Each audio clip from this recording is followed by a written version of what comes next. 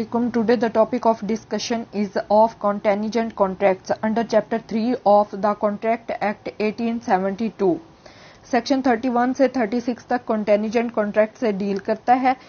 अब ये सेक्शन 31 क्या कहता है, ये डेफिनेशन देता है. What is contingent contract? A contingent contract is a contract to do or not to do something if some event collateral to such contract does or does not happen. अब इसमें वो कहते हैं कि कॉन्टेनिजेंट कॉन्ट्रैक्ट एक ऐसा इवेंट है जिसके साथ कोई कंडीशन लगा दी जाती है, कोई ये मशरूत मुआहिदा है जिसमें कहा जाता है कि कोई भी इवेंट किसी भी इवेंट के होने या ना होने से मशरूत कर दिया जाए तो वो एक कॉन्टेनिजेंट कॉन्ट्रैक्ट है.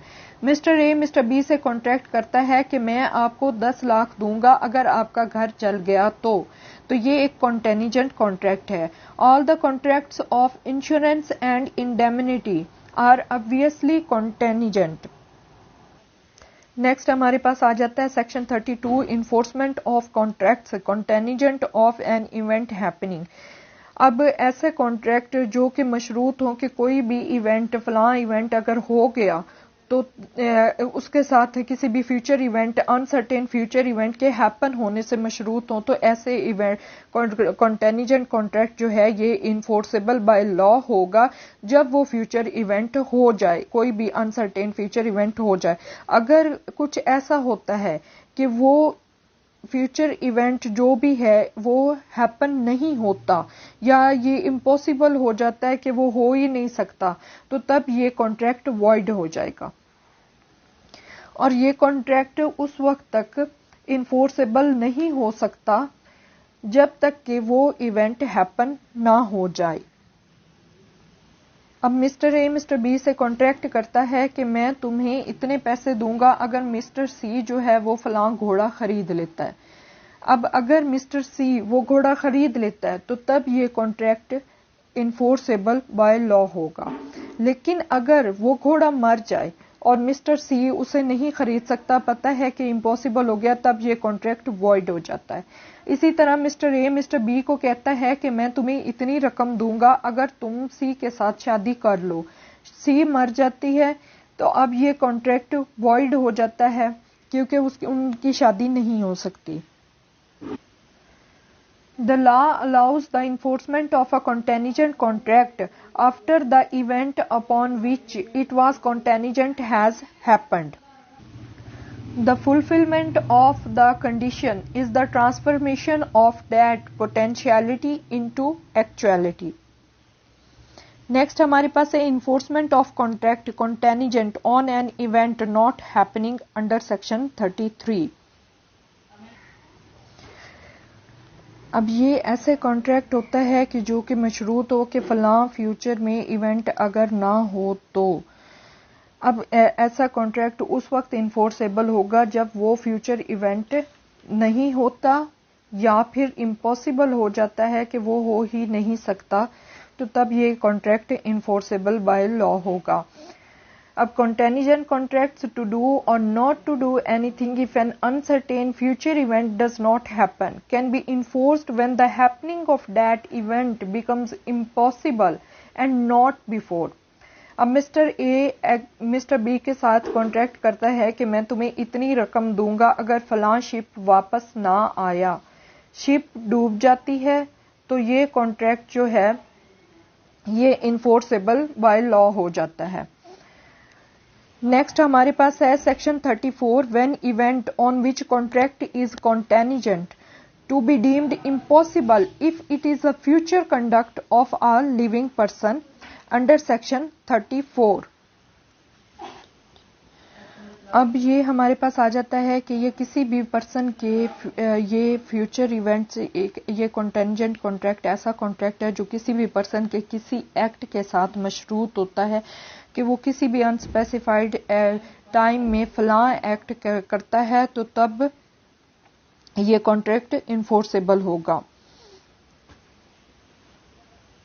अगर वो पर्सन जिससे ये कॉन्ट्रैक्ट मशरूत हो के किसी भी अनस्पेसिफाइड टाइम में ये काम करे, कुछ ऐसा करता है कि वो काम जिसके बारे में मशरूत हो वो इम्पॉसिबल हो जाए फ्यूचर में, कि वो हो ही नहीं सकता, तो तब ये कॉन्ट्रैक्ट वॉइड हो जाएगा.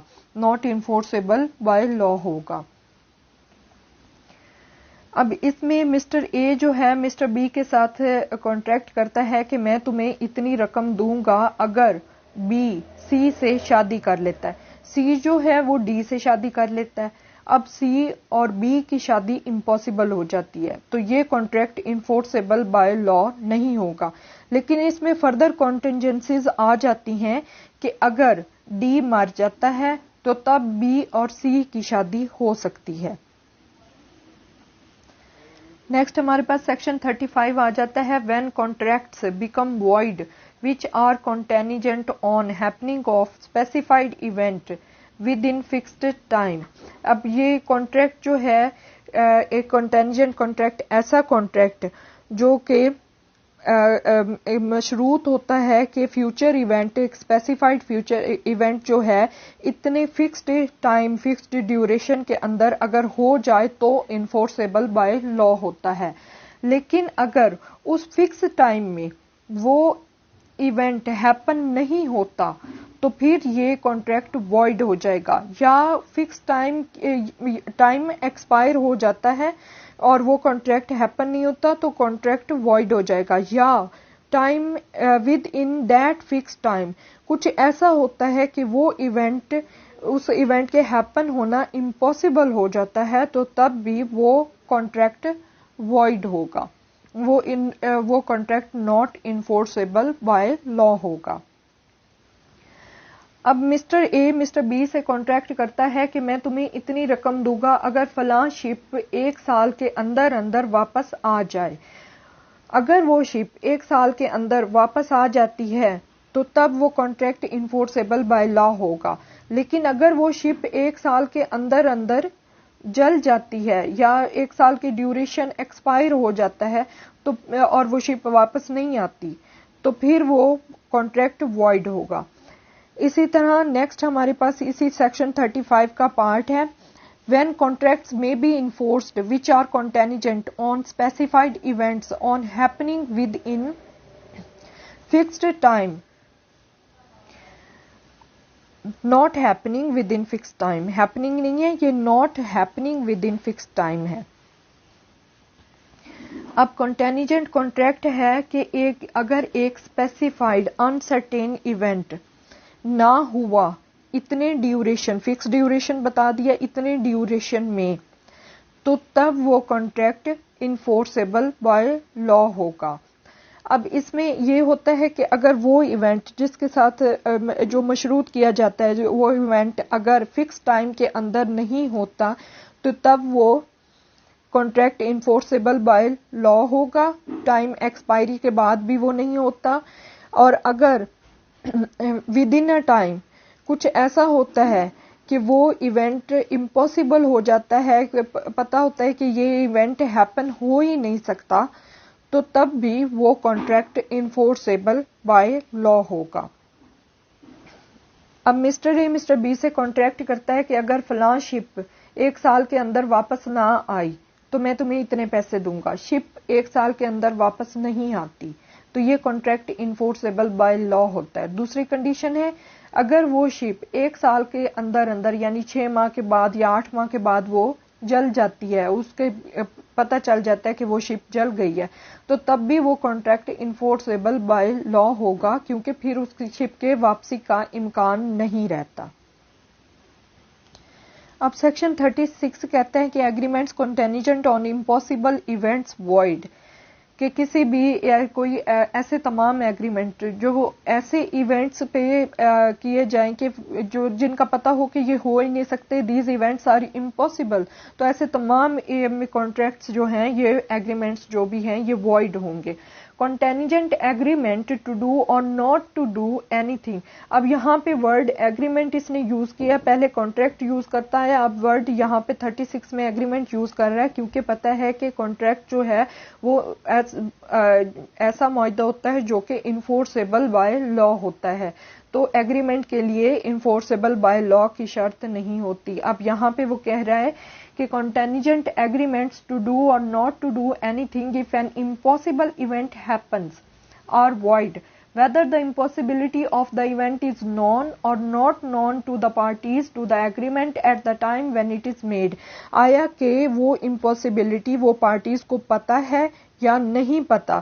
تو تب بھی پتا ہے پارٹیز کو کہ وہ لا علم میں، اگر وہ لا علم میں انہیں پتہ ہی نہیں کہ یہ ایونٹ ہو بھی سکتا ہے یا نہیں ہو سکتا، تو پھر بھی اگر وہ ایونٹ امپاسبل ہے تو ایگریمنٹس وائڈ ہوگا. اچھا نیکسٹ، اس میں ہم یہ کہتے ہیں کہ اے جو ہے وہ بی سے ایگریمنٹ کرتا ہے کہ دو اسٹریٹ لائنیں اسپیس میں جا کے آپس میں مل جائیں تو میں تمہیں اتنے پیسے دوں گا. تو یہ ایگریمنٹ وائڈ ہے کیونکہ ایسا ہو ہی نہیں سکتا. اسی طرح اے بی سے ایگریمنٹ کرتا ہے کہ تم سی سے شادی کر لو جو کہ ڈیڈ ہے. جو مس سی ہے وہ آلریڈی ڈیڈ ہے اور پتہ ہے کہ جو بی ہے وہ سی سے شادی نہیں کر سکتا اور یہ ایگریمنٹ کبھی فلفل ہو ہی نہیں سکتا، تو یہ ایگریمنٹ وائڈ ہوگا. اب تک کے لیے اتنا ہی. نیکسٹ ہم انشاءاللہ آگے کانٹریکٹ ایکٹ کو لے کے چلیں گے. تو please subscribe my channel. Thank